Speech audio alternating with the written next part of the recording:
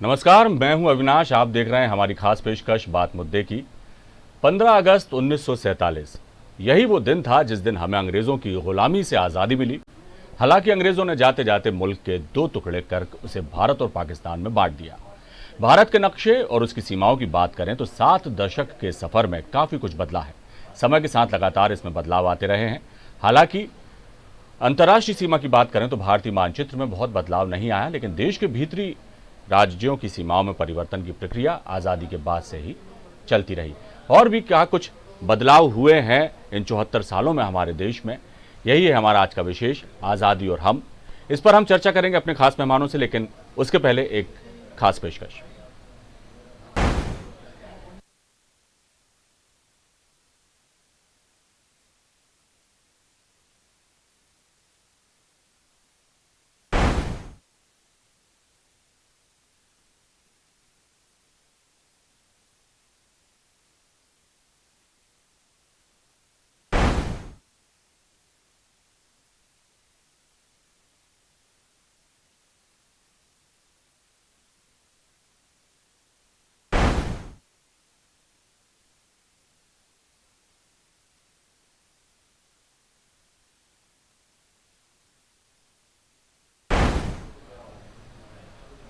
और इस पर चर्चा के लिए हमारे साथ खास मेहमान मौजूद हैं। चौधरी राकेश सिंह जी हैं, पूर्व मंत्री हैं, आपका बहुत स्वागत राकेश सिंह जी। और शंकर लाल तिवारी हैं, पूर्व विधायक हैं बीजेपी के, आपका बहुत स्वागत। मधुकर द्विवेदी हैं, वरिष्ठ पत्रकार हैं, मधुकर जी आपका बहुत स्वागत। चर्चा का आगाज़ मैं शुरू करूंगा चौधरी राकेश सिंह जी से। जी राकेश जी, 74 सालों में बहुत कुछ बदला हमारे देश में। देश ने तरक्की की, लगातार नई नई पायदानें तय की, कई सोपान तय किए हमारे देश ने, और इस बीच बहुत सारे हालात भी बदले हमारे देश में। मौजूदा परिदृश्य में कोरोना से इतर हम बात की जाए तो हमारे देश में क्या कुछ बदला, किस तरह से देखते हैं 74 साल आज़ादी के बाद के 74 सालों को आपके नज़रिए से? जी बहुत त्रिवेदी जी को धन्यवाद कर रहा हूँ जी जी, और तिवारी जी को भी प्रणाम कर रहा हूँ जी। 74 वर्षों में आजादी, कई वर्षों की गुलामी के बाद आजादी मिली, और ये सौभाग्य रहा देश का कि पंडित नेहरू का नेतृत्व मिला, जो पढ़ा लिखा व्यक्ति था, जिसको पूरी दुनिया की जानकारी थी। अमेरिका और फ्रांस की टेक्नोलॉजी को हिंदुस्तान में लाए वो, और उस समय अभियांत्रिकी एक पूरी दुनिया के लिए अचंभित करने वाला था कि हम इंजीनियरिंग में कहाँ हैं। और उस समय पंडित जवाहरलाल नेहरू ने IIT स्थापित करके, BHEL स्थापित करके, और उस समय कई फिल्में मुझे ध्यान है बनाई गई हिंदुस्तान में कि हम अभियांत्रिकी की तरफ बहुत सुदृढ़ हो रहे हैं, देश हमारा तरक्की करेगा। जी जी। लेकिन पिछले 74 वर्षों में अविनाश जी जी जी ये देखना पड़ेगा भारतवर्ष के नौजवानों को कि किस प्रधानमंत्री ने रहते हुए कौन सी कंपनियां स्थापित की सरकारी, और कौन सी कंपनियां हटाई। मेरे पास जो जानकारी है उसके अनुसार पंडित जवाहरलाल नेहरू ने 33 सरकारी कंपनियां लगाई जी, और एक भी नहीं बेची अपने जीवन में। 16 वर्ष प्रधानमंत्री रहे। लाल बहादुर शास्त्री चंद वर्ष रहे, 1 वर्ष करीब, और 5 सरकारी कंपनियां स्थापित। इंदिरा गांधी ने 66 कंपनियां स्थापित की और एक भी नहीं बेची जी। मोरारजी देसाई 2.5 साल रहे, 9 कंपनियां उन्होंने बनाई। राजीव गांधी जी 5 वर्ष रहे और 16 सरकारी कंपनियां स्थापित की जी। विश्वनाथ प्रताप सिंह जी ने 2 स्थापित की। PV नरसिम्हा राव जी ने 14 सरकारी कंपनियां स्थापित की जी। देवगौड़ा, इंद्र कुमार गुजराल ने 3 कंपनियां स्थापित की। इन लोगों ने, इन प्रधानमंत्रियों ने अब तक, देवगौड़ा तक, एक भी भारतवर्ष की सरकारी कंपनी को नहीं बेचा, और वो फायदे में चल रही थी जी। अटल बिहारी वाजपेयी जी जब प्रधानमंत्री बने तो उन्होंने भी 17 सरकारी कंपनियां स्थापित की जी। लेकिन यहां से विक्रय का काम शुरू हुआ जी, जब 7 कंपनियां आदरणीय अटल बिहारी जी की सदारत में बेची। मनमोहन सिंह जी के समय 23 कंपनियां स्थापित और 3 कंपनियां बेची गई। नरेंद्र मोदी जी के कार्यकाल में सरकारी कंपनी 0, 0, एक भी नहीं लगाई गई, और बेची कितनी गई अविनाश जी? 23 कंपनियां भारतवर्ष की बेची गई। 6 साल 2 महीने का कार्यकाल, 2 दिन का कार्यकाल, और इन्होंने 23 कंपनियां बेच दी जी। और अविनाश जी वो कंपनियां बेच दी जो फायदे की थी। और कंपनियों से भी इतर हम जाएं तो इन्होंने एयरपोर्ट बेच दिए, रेलवे स्टेशन बेच दिए, BSNL बेच दिया, MTNL बेच दिया, BPCL कंपनी थी जो फायदे में जा रही थी वो बेच दी, सारी चीजें NTPC बेच रहे। मेरा अनुरोध ये है जी कि जब ये लोग 70 वर्ष की बात करते हैं आजादी की जी, तो ये सोचे कि सरकारी कंपनियां स्थापित किसने की है। और ये देश में आज ये परिस्थिति बन गई है कि आप प्राइवेटाइजेशन कर रहे हैं, आप बड़े बड़े उद्योगपतियों को जो पूंजी विदेश में निवेश कर रहे हैं। मैं अखबारों में पढ़ता हूं, न्यूज में सुनता हूं कि अंबानी जी ने विदेश में निवेश किया, अडानी विदेश में निवेश कर रहे हैं, पूंजी हमारी जा रही है, हमारे एयरपोर्ट बिक रहे हैं, हमारे रेलवे स्टेशन बिक रहे हैं, हमारी सरकारी कंपनियां बिक रही हैं और वो धनाढ़ लोग पूंजी कमा के विदेश में स्थापित कर रहे हैं। राकेश सिंह जी आपके पास लौटूंगा, आपके पास लौटूंगा। प्रतिक्रिया ले लेते हैं। शंकर तिवारी जी, क्या कहेंगे आप, कितना इत्तेफाक रखते हैं जिस तरह से राकेश सिंह जी ने कहा है कि जितने भी प्रधानमंत्री रहे हैं अटल बिहारी वाजपेयी जी से पूर्व के, उन्होंने कई कंपनियां स्थापित की, लेकिन फिल वक्त जो है काम बेचने का चल रहा है, क्या कहेंगे?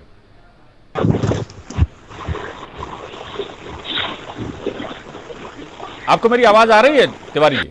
हाँ आ रही है जी, आवाज आ रही है। हेलो हेलो, हाँ जी, बोलिए। मैं ये कह रहा था कि मैंने अभी राकेश जी को जी ध्यान से सुना है, वो विद्वान व्यक्ति है और उन्होंने जो बात कही वो आंकड़े लेकर के आए, निकाल के कहीं देश प्रधानमंत्री जुटाएंगे, देश प्रधानमंत्री जुटाएंगे, तो सही आंकड़े होंगे।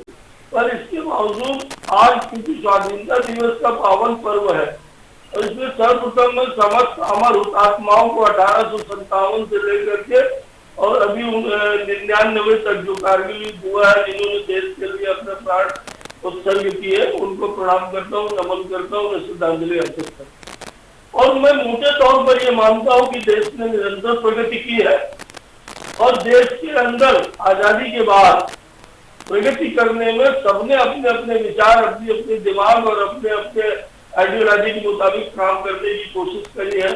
पर जहां तक भी विषय छोड़ दिया राकेश जी ने, इसलिए मुझे त्योहार के दिन की मजबूरी में ये एक्सप्लेन करना पड़ रहा है कि गड़बड़ वही हुई है पंडित जी के टाइम में। वो हमारे माननीय नेता, मैं उन्हें सतत प्रणाम करता हूँ, पर गड़बड़ वही हुई है।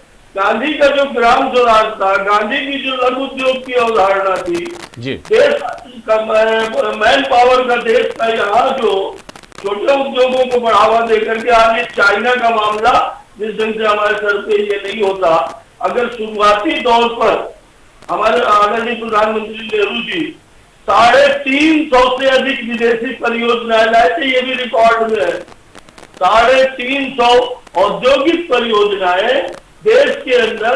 जब प्रधानमंत्री जी के विदेश दौरे होते थे तो प्रधानमंत्री जी उस देश के अंदर जो मशीनें बंद हो जाती थी, जो कंपनियां बंद हो जाती थी, जो उद्योग बंद हो जाते थे, उसका एग्रीमेंट और कबाड़ का एग्रीमेंट करके आ जाते थे। नतीजतन 350 परियोजनाओं का कर्जा और विदेशी परियोजनाएं, विदेशी उद्योग यहाँ देश के अंदर लाए गए, जिसमें अगर अपन याद करेंगे, मेरे को जितनी जानकारी है उसमें से 3-4 ही चल रहे हैं, बाकी सब ठप हो गए। 3-4 में BHEL चल रहा है, भिलाई चल रहा है, एक आध दो और चल रहे, बाकी सारे के सारे उस समय जो नेहरू जी के कार्यकाल में 350 बड़े उद्योग लाए गए, उनकी मशीनें कबाड़ में चली गई। इतने ही नहीं था, उस समय जब इन उद्योगों को लाया गया मशीनों को, तो उसके साथ ये भी एग्रीमेंट हुआ कि इतने वर्षों तक, क्योंकि हमारे इंजीनियर उससे परिपक्व थे नहीं, फिर हम विदेशी मशीनों के संचालन के आइडिया उनके पास नहीं था, हमारे यहाँ ला करके वो थोप दी गई। नतीजतन सारे देशों से इंजीनियर्स के नाम पर और अन्य कर्मियों के नाम पर विदेशी छावनियां बना दी गई उन तमाम जगहों पर जहां नेहरू जी के लाए गए उद्योग हुए। और नतीजा हुआ कि स्थानीय नौजवान को, ये मैन पावर का देश था, उसे रोजगार मिला नहीं, वो खड़ा हो नहीं पाया। और देश के अंदर जो लघु उद्योग इकाइयों का राज्य खड़ा होना चाहिए था, उत्पादन होना चाहिए था, आम आदमी का पसीना उसमें लगना चाहिए था, वो नहीं हुआ। पर लेकिन इसी तरह तिवारी जी एक बात ये भी है, ये अक्सर बातें होती हैं, हर जो है पार्टी के लोग जो होते हैं वो अपनी सरकार के दौर की बात करते हैं कि हमारी सरकार में ये हुआ, और फिल वक्त जो सरकार है वो नहीं कर रही, या विपक्षी जो हैं या जो सत्ता पक्ष में हैं वो ज़्यादा ध्यान नहीं दे रहे। जब हमारी सरकार थी तमाम तरह के अपना अपना श्रेय लेने की बात की जाती, लेकिन फिल वक्त देखा जाए तिवारी जी तो जो अर्थव्यवस्था है हमारे देश की कितनी नीचे जा रही है, क्या हालात हैं। कोरोना से पहले ये हालात थे, ऐसा नहीं है कि कोरोना के बाद से ही चीज़ें बदली, कोरोना ने तो पूरी दुनिया ही बदल दी, लेकिन हमारे देश में बहुत कुछ कोरोना से पहले भी बदला गया था। उसके लिए क्या कहेंगे आप? देखिए, आपकी बात मानता हूँ कि कोरोना के कारण और हम सब इतने चारों तरीके से और घिर गए बुरी तरह से, चाहे आर्थिक क्षेत्र हो, चाहे रोजगार का क्षेत्र हो, चाहे स्वास्थ्य का क्षेत्र हो, कहीं ना कहीं कोरोना में तो पूरी दुनिया बदली है तिवारी जी, कोरोना में तो पूरी दुनिया बदली है, सिर्फ हमारे भारत में नुकसान नहीं हुआ, उसके पहले भी जो चीजें सामने आ रही। बचाने वाले अगर कोई था तो विदेशी परियोजनाएं, बड़ी कंपनियां नहीं थी, उन्होंने अपने वर्कर्स तक को पेमेंट बांटने में सुप्रीम कोर्ट जाना पड़ा। पर देश का जो फिगर आया वो आया कि किसान ने और खेती के उत्पादन ने देश को कहीं न कहीं और लोगों को पेट भरने की दृष्टि से रोजगार भी दिया, और उसने इस विषम परिस्थिति में भी अपने आप को खड़ा रखा। मैं आपसे इतना कहना चाहता हूँ कि जो हो गया उस पर बहुत चर्चा करके दैट से आफ्टर था।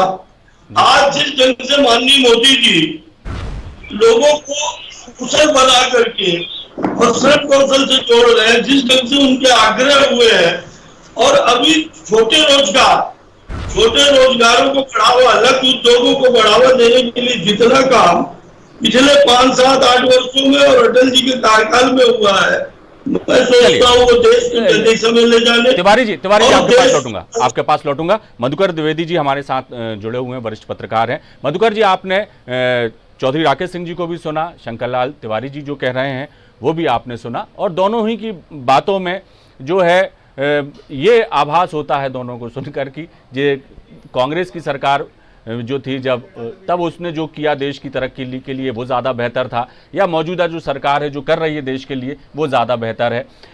कुल मिलाकर ये है। बोलो आप क्या कहेंगे, आपका नज़रिया क्या कहता है? इतने वर्षों से आप पत्रकारिता के क्षेत्र में हैं, कई सरकारें बदलते आते जाते आपने देखी हैं, लेकिन जो रवैया है राजनीति का वो नहीं बदला, और बहुत सारी चीज़ें जो हैं देश में बदली ज़रूर, लेकिन कई मोर्चों पर सरकारें विफल रही हैं। क्या कहेंगे? देखिए, 7 दशक हो गया आजादी के, उससे ज्यादा की अवधि हो गई। ये वो देश है जिस देश में एक सुई तक नहीं बनती थी। आजादी के बाद इस देश ने इतनी प्रगति की जी, इस सुई को छोड़े आज हम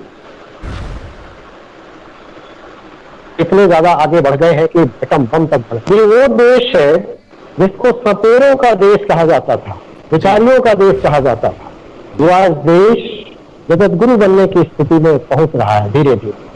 और देखिए अनुराग जी, अगर चीजों को हम राजनीतिक चश्मे से देखेंगे, राजनीतिक नजरिए से देखेंगे, तो वो उसी तरह दिखाई देंगी जैसा हम डिबेट में तिवारी जी का भी पक्ष सुन रहे हैं, श्री चतुर्वेदी जी का भी पक्ष सुन रहे हैं। आम आदमी के नजरिए से अगर देखेंगे तो इसमें कोई दो राय नहीं कि देश में बहुत प्रगति की।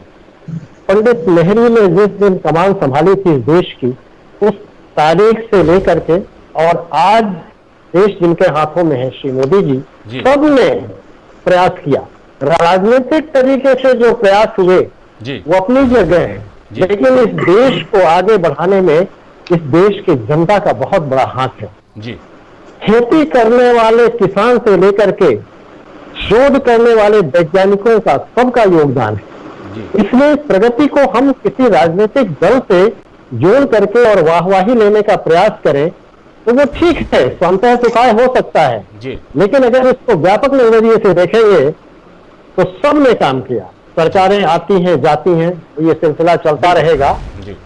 राजनीतिक प्रवक्ता अपनी बात कहेंगे स्वाभाविक तौर से, सबने काम किया है, लेकिन आप याद करें, मुझे तो वो दौर याद है, शायद आप भी उस समय किस उम्र में आप रहे होंगे मुझे तो नहीं मालूम, लेकिन तिवारी जी को पता होगा, राकेश जी को भी हो सकता है मालूम जी। अमेरिका से गेहूं आया करता था, लाल गेहूं, और हमारे देश के लोग, हमारे तिवारी जी याद है ना आपको, उस लाल गेहूं वाली ज्वार, जी जी, उससे किसी तरह पेट भरते थे। वो दौर हम लोगों ने देखा है, हम लोगों ने करोड़ों देशवासियों ने देखा है। आज इसी देश में विपुल खाद्यान्न भंडार है, ये हमारे किसानों की देन है। अन्नदाता ने आज हमारे देशवासियों का पेट भरने के लिए जी मेहनत का फल है। युवाओं को आप देखिए, हर क्षेत्र में आज अमेरिका में हमारे युवा जा रहे हैं और भारत की मेधा, भारत की प्रतिभा का लोहा मनवा रहे हैं। तो इस देश ने जो जी इसमें सबका योगदान है। ठीक है, राजनीतिक दृष्टि से देखेंगे तो सरकारों का योगदान है। स्वाभाविक तौर से जो सरकार रहती है वो विकास का, प्रगति का, तरक्की का पूरा लेखा जोखा प्रस्तुत करती है और उसका श्रेय लेती है, लेकिन वो सिर्फ चंद राजनीतिक व्यक्तियों या चंद लोगों की वजह से देश ने कुछ किया, इसका अगर मूल्यांकन करेंगे तो वो आधा अधूरा रहेगा। पूरा मूल्यांकन करने के लिए हमें समग्र भाव से ये देखना पड़ेगा कि हमारे देश के नौजवानों ने, हमारे देश के वैज्ञानिकों ने, हमारे देश के शोधार्थियों ने, हमारे देश के चिकित्सकों ने, इंजीनियर्स ने, हर क्षेत्र के लोगों पर अगर नजर दौड़ाएं तो सब ने इस देश को आज प्रगति के उच्च शिखर में ले जाने के लिए भूमिका निभाई है और वो भूमिका निभाई जा रही है। सरकारें आप जाती हैं, आरोप प्रत्यारोप भी लगेंगे, हमने ये किया, इन्होंने ये नहीं किया, ये सब होता रहेगा। लेकिन आज सरकार जिस स्थिति में है, आज हम गर्व से कह सकते हैं कि आज हम उन देशों को आंख दिखाने की स्थिति में पहुंच गए हैं जो हमें कभी जीवन भभकी दिया करते हैं। सबका योगदान जी। मधुकर जी, आपके पास लौटूंगा। भारतीय जनता पार्टी की सरकार है, निश्चित तौर पे तिवारी जी श्रेय लेंगे, भारतीय जनता पार्टी के असंख्य कार्यकर्ताएं श्रेय लेंगे, लेकिन पंडित नेहरू की भूमिका को भी नजरअंदाज नहीं किया जा सकता। लाल बहादुर शास्त्री की भूमिका को भी नजरअंदाज नहीं किया जा सकता। आपके पास लौटूंगा। इस देश के लौह पुरुष वल्लभ भाई सरदार पटेल के योगदान को भी नजरअंदाज नहीं किया जा सकता। जी मधुकर जी, आपके पास लौटूंगा। राकेश जी, एक साधारण सी बात है कि किसी के भी योगदान को खारिज नहीं किया जा सकता सिरे से। ये राजनीति में ज़रूर बातें की जाती हैं, जब आरोप प्रत्यारोप लगते हैं तो श्रेय लेने की बात होती है, या सामने वाले को या विपक्षी दल जो सामने है उसे नीचा दिखाने की बातें होती हैं। ये कुछ चलन राजनीति में ज़्यादा ही चल गया है। देश को आगे बढ़ाने की दिशा में जो काम करना चाहिए, सत्ता पक्ष को और विपक्ष को एक बेहतर भूमिका निभाना चाहिए, वो चीज़ होना चाहिए। इसकी बहुत कमी जो है देखने में आ रही है पिछले कुछ सालों में। शुचिता की बात राजनीति में की जाती है, उसमें काफ़ी कमी आ गई है। व्यक्तिगत जो वार होते हैं, हमले होते हैं, एक दूसरे पर कटाक्ष किए जाते हैं, वो ज़्यादा किए जाते हैं। बनस्पत मूल मुद्दों से पर जो है ध्यान उतना नहीं दिया जाता, चाहे चुनावी रैली, चुनाव का वक्त हो, चाहे जब सरकारें चल रही होती हैं उस वक्त की बातें हों। पक्ष विपक्ष एक दूसरे पर निजी हमले ज़्यादा करते हैं। जनता के हित की बात या उसके देश के या प्रदेश के विकास की बात को लेकर उतना ज़्यादा संजीदा नज़र नहीं आता, न पक्ष न विपक्ष, दोनों की ही बातें मैं करूँगा। इस दृष्टि से आपको क्या लगता है कि आज़ादी कितने साल होने के बाद भी बहुत कुछ हमारे देश में बदल गया, लेकिन प्रवृत्ति नहीं बदली राजनीति की, क्या वजह है? अविनाश जी, कई वर्षों तक बड़ी सहिष्णु व्यवस्था रही जी राजनीतिक लोगों की, और ये 47 से लेके स्वर्गीय अटल बिहारी वाजपेयी जी तक अनवरत चलती रही जी। एक दूसरे का सम्मान करना जी, सत्ता पक्ष के लोग विपक्ष का, विपक्ष के लोग सत्ता पक्ष का, और राजनीतिक स्तर पे अच्छी भाषा का इस्तेमाल करके जी अपने विरोधी के प्रति प्रहार करना शब्दों से, ये अटल जी तक ही सीमित रहा। उसके बाद जो सरकारें आई हैं, जो राजनेता आए हैं, और वर्तमान समय में ये देखता हूं कि जनता भी उसी हल्केपन को स्वीकार करने लगी है। ये राजनीति का हिस्सा नहीं है। और किसी को कटाक्ष करना, किसी के विरुद्ध बोलना और संयमित बोलना चाहिए जी। लेकिन वर्तमान परिस्थिति में ये दौर बदला है और ये अच्छे भविष्य का संकेत नहीं है जी। क्योंकि हमारी अगर संस्कृति खराब होगी, भाषा खराब होगी तो राजनीति खराब मानी जाएगी। राकेश जी, आपकी बात को बीच में टोकूंगा, आपका ही मतलब आप जवाब दीजिएगा। ये एक बीच में एक चीज मैं पूछना चाहता हूं कि सोशल मीडिया ने कितनी भूमिका निभाई है, क्योंकि व्यक्तिगत तौर पर तो जहां तक देखा जाए तो भाषा बड़ी मर्यादित और संयमित रखने की कोशिश राजनेता करते ही हैं, लेकिन सोशल मीडिया के जो चलन है, इंफॉर्मेशन टेक्नोलॉजी ने हमारे देश में बहुत तरक्की लाई, लेकिन उसके साथ साथ उसके जो दुष्परिणाम भी जो सामने आए उसने कम से राजनीति को बहुत ज्यादा प्रभावित किया। आप कितना इत्तेफाक रखते हैं इस बात से? बिल्कुल, मैं इस बात से सहमत हूं कि सोशल मीडिया जब तक दूरदर्शन टेलीविजन रहा तब तक थोड़ी सीमित बनी रही जी, लेकिन जब से सोशल मीडिया आया है, ये एंड्रॉइड फोन पे व्हाट्सएप और न्यूज चलने लगी है जी, इसका हित भी है और अहित भी है जी। कुछ लोग जो अच्छे लोग हैं वो बढ़िया न्यूज इस पे भेजते हैं, पढ़ने में आनंद आता है जी, क्योंकि तत्काल खबर मिल जाती है जी। लेकिन 80% लोग हिंदुस्तान में इसका दुरुपयोग भी कर रहे हैं जी। और मुझे शर्म के साथ कहना पड़ता है, राजनीतिक दलों ने तो अपने ऑफिस बना दिए हैं जी और पेमेंट पे लड़के रख लिए हैं जी कि वो उनके तरफ से दिन भर उल्टा सीधा लिखते रहते हैं विरोधियों के लिए जी ये राजनीतिक गिरावट का दौर है जी। आप जिस विषय पे बात कर रहे थे उस पर मैं 1 मिनट में बिल्कुल बोलिए जी। ये जो दौर चल रहा है कि प्राइवेटाइजेशन कर रहे हैं जी, इसमें जैसे हम लोगों ने बचपन में स्कूल में गए तो हमने तस्वीरें देखी लाल बहादुर शास्त्री जी की, पंडित जवाहरलाल नेहरू की, सरदार वल्लभ भाई पटेल की, सुभाष चंद्र बोस की, और हम नारे लगाते हुए जाते थे 15 अगस्त में जी कि भगत सिंह अमर रहें, चंद्रशेखर आजाद अमर रहें, सरोजनी नायडू अमर रहें, महात्मा गांधी अमर रहें, और इनकी तस्वीरें सरकारी ऑफिसेज में लगी मिलती जी। अब आप हमें ये बताइए, जब ये प्राइवेटाइजेशन हो जाएगा जी, हवाई अड्डों पे प्रधानमंत्री की तस्वीर होगी क्या अंबानी जी के परिवार की होगी, अडानी जी के परिवार की होगी? ये आने वाली जनरेशन क्या कहेगी हमारी जी कि ये सरकारी रखरखाव भी हमारे राजनेता और हमारी सरकारें नहीं कर पाई? तो करीब करीब 2.25 लाख करोड़ की सरकारी संपत्ति बेची है आदरणीय नरेंद्र मोदी जी ने जी। ये सारी बातें नौजवानों को और देश को समझना चाहिए जी। और जब हम प्राइवेट हाथों में दे देंगे जी, सुविधा जरूर अच्छी मिलेगी जी, लेकिन गरीब आदमी उतनी उसको अवेल नहीं कर पाएगा। चलिए प्रतिक्रिया ले लेते हैं। क्या व्यवस्था अच्छी हो सकती है, हमें उस सरकार को समझना चाहिए जो गरीब के लिए काम करे। शंकरलाल जी, प्राइवेटाइजेशन को लेकर, नोटबंदी को लेकर, तमाम चीज़ों को लेकर सरकार हमेशा सवालों के घेरे में रही है और जैसा चौधरी राकेश सिंह जी भी कह रहे हैं कि इसके जो प्राइवेटाइजेशन किया जा रहा है, रेल का, हवाई अड्डों का, तमाम इस तरह की चीज़ें हो रही हैं, तो उसका जो है ठीक है, सुविधाएं ज़्यादा मिल जाएंगी जैसा राकेश सिंह जी कह रहे हैं, लेकिन गरीबों को उसका फ़ायदा मिलेगा नहीं उतना जितना बताया जाता है। क्या कहेंगे आप? ऐसे सोचना है कि जहाँ गरीबों की बात है तो नरेंद्र मोदी जी ने जो भी योजनाएं देश के अंदर बनाई, जब भी बनाई, उन्होंने गरीबों का ध्यान विशेष प्राथमिकता के साथ और किसानों पर दिया और बेरोजगार नौजवानों।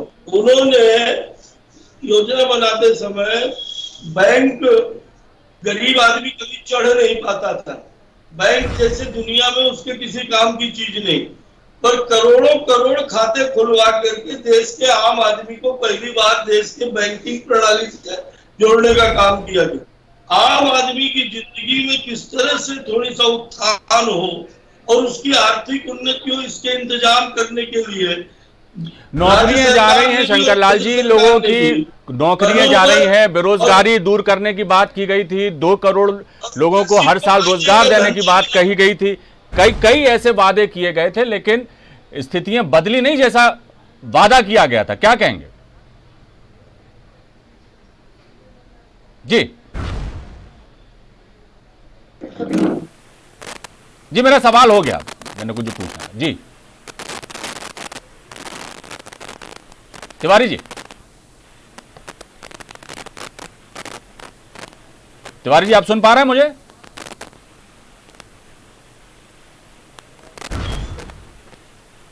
शायद कोई तकनीकी खामी की वजह से उन तक हमारी आवाज़ नहीं पहुंच पा रही।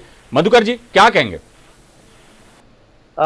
देखिए, निजीकरण कई मायनों में परिणामदायक भी रहा। जब इंदिरा जी ने बैंकों का निजीकरण किया था तब भी ये आवाज उठी थी कि इससे नुकसान होगा देश का, बेरोजगारी बढ़ेगी, रोजगार नहीं। निजीकरण से हटा के शासकीकरण किया। ये राकेश सिंह जी कह रहे हैं कि निजीकरण से हटा के शासकीकरण किया था उन्होंने चीजों का, ये उनका कहना है। जी मधुकर जी। नहीं, हाँ, प्राइवेटाइजेशन एक तरह से उसको कह सकते हैं, क्योंकि बहुत सारे प्राइवेट बैंक आए ना चतुर्वेदी जी। जब निजी बैंकिंग के क्षेत्र में जब निजी बैंकों के पैर जमने लगे, आज क्या परिणाम है? आज देखिए उनकी बड़ी अच्छी भूमिका है। तो कई बार निजीकरण भी, जैसे जैसे अभी एक सामान्य सी बात है लेकिन वो जनता से जुड़ी हुई बात है। राज्य परिवहन निगम मध्य प्रदेश की अगर हम बात करें तो राज्य परिवहन निगम जो है समाप्त हो गया, लेकिन प्राइवेट सेक्टर में जिस तरह से ट्रांसपोर्टेशन को बढ़ावा दिया गया, आज उसके परिणाम बहुत अच्छे हैं। जनता को कहीं नहीं लगता है कि वो दिन कैसे थे और उसको हम भुला नहीं सकते। कहने का आशय ये कि मैं उसका पक्षधर नहीं हूं, लेकिन अगर चीजें जनता के व्यापक हित के मद्देनजर की जाए तो वो बुरा नहीं होता है। जैसे आज रेलवे के निजीकरण की बात चल रही है, एक प्रयोग के तौर पे किया गया, लेकिन हाय तौबा कहां मची। अगर दिल्ली से लखनऊ ट्रेन चला करके और वो रिजल्ट ओरिएंटेड ट्रेन हो गई, लोगों को सहूलियत मिलती है, सुविधा मिलती है, और उस पर एक बहस शुरू हो गई, उस पर एक विचार शुरू हुआ, तो चतुर्वेदी जी मुझे ऐसा लगता है कि इस पे कोई हाय तौबा नहीं मची, कोई किसी ने ऐसे देशव्यापी आंदोलन नहीं हुआ। कई बार चीजें जो है वो जमीनी धरातल पर जब रिजल्ट देने लगती हैं, अच्छा परिणाम देने लगती हैं, जनता को उससे सुख सुविधा मिलती है, तो वो अच्छी मानी जाती है। लेकिन निजीकरण एक समस्या का हल नहीं है जी। आज बहुत बड़ी इस देश की समस्या है बेरोजगारी। करोड़ों की संख्या में बेरोजगार युवक वो रोजगार की तलाश में सरकारों की ओर टकटकी लगा के देखते हैं, चाहे वो राज्य सरकारें हो चाहे वो केंद्र की सरकार हो। सरकार ने, जैसा अभी जिक्र किया ठाकुर साहब ने, कि वायदे तो बहुत हुए, वायदे होते ही जाते हैं। हर राजनीतिक दल के मैनिफेस्टो को आप देखें, वायदों की एक जड़ी लगी होती है। क्या वो वायदे पूरे हो पाते हैं? खास तौर से एम्प्लॉयमेंट के मद्देनजर, खास तौर से किसानों के मुताल्लिक जो मुद्दे होते हैं, फिर चुनाव आ जाते हैं, फिर वायदों का वही पुलिंदा तैयार हो जाता है। मेरा मतलब ये है कि सरकार अगर जश्न आजादी के इस वर्षगांठ के अवसर पर, कोई केंद्र सरकार से मैं खास तौर से आग्रह करूंगा, राज्य सरकारें तो अपनी जगह ठीक है, कि कोई ऐसी चीज घोषित की जाए केंद्र सरकार की ओर से जो लोगों को लगे कि हाँ हमारे प्रधानमंत्री जी सहृदय हैं और वो चीज हमें दे रहे हैं जो जिसका 72-73 साल से इंतजार था। बेरोजगारी की दिशा में कोई घोषणा क्यों नहीं होती है जी। आज आप देखिए आंकड़े तो बहुत होते हैं जी, लेकिन ये एक ऐसी महामारी बन गई है इस देश में कि आज इस मोटरसाइकिल की चोरी करने वाला जो लड़का पकड़ा जाता है वो इंजीनियर होता है, बैंक में जो लूट होती है उसमें जो शामिल हो जी, ग्रेजुएट लड़के होते हैं।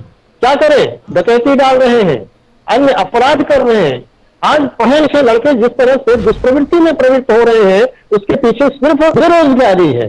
तो बिल्कुल सही कहा आपने, रोजगार के साधन उनको मिलेंगे यदि पढ़ के वो जी बिल्कुल ढा दिया है, बिल्कुल उसको दूर करने की जरूरत है ठाकुर साहब। बिल्कुल बिल्कुल एम्प्लॉयमेंट होगा, लोगों को रोजगार मिलेगा, रोजगार धंधों से जोड़ा जाएगा और एक बेहतर माहौल बनाने की देश में कोशिश की जाएगी। तो जिससे आपने बताया कि जो युवा शक्ति है हमारी वो सकारात्मक दिशा में उसकी तरफ उसका दिमाग जाएगा तो देश निश्चित तौर पर तरक्की करेगा। और ये सवाल सरकार पर लगातार उठते जा रहे हैं। शंकरलाल जी, आपको यदि मेरी आवाज़ आ रही हो तो मैंने पहले भी सवाल किया था कि तमाम वादे तो सरकार ने किए, 2 करोड़ लोगों को रोज साल में नौकरी देने की बात की, वैसा कुछ दिखा नहीं। और आज बेरोजगारी जो है चरम सीमा पर पहुंचती जा रही है देश में।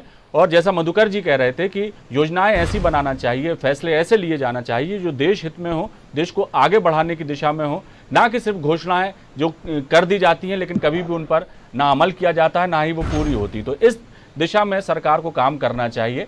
क्या कहेंगे आप? अंतिम प्रतिक्रिया आपसे लेना चाहूंगा, संक्षेप में बताइए जी।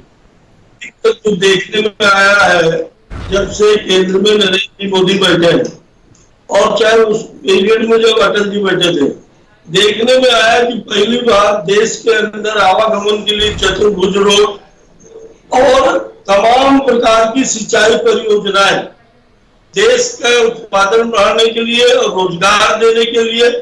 और मोदी जी ने कभी भी सिर्फ घोषणाओं तक सीमित रहने का काम नहीं किया। यदि आप आंकलन करेंगे, ये कोई एजेंसी करेगी, उन्होंने सारे प्रयास ये किए हैं पिछले समय में कि लोग रोजगार भी बढ़े और किसान खेती भी फायदे का धंधा बने और सीमाओं की भी रक्षा हो, जन कल्याणकारी काम हो, आम आदमी का जीवन का। बिल्कुल, अब उन्होंने प्रयास तो बहुत किए लेकिन नजर नहीं आ रहे ना। बेरोजगारी लगातार बढ़ रही है, ऊपर से कोरोना काल चल रहा है, करोड़ों लोगों को रोजगार। देखिए जी, ऐसा कहना उचित नहीं है।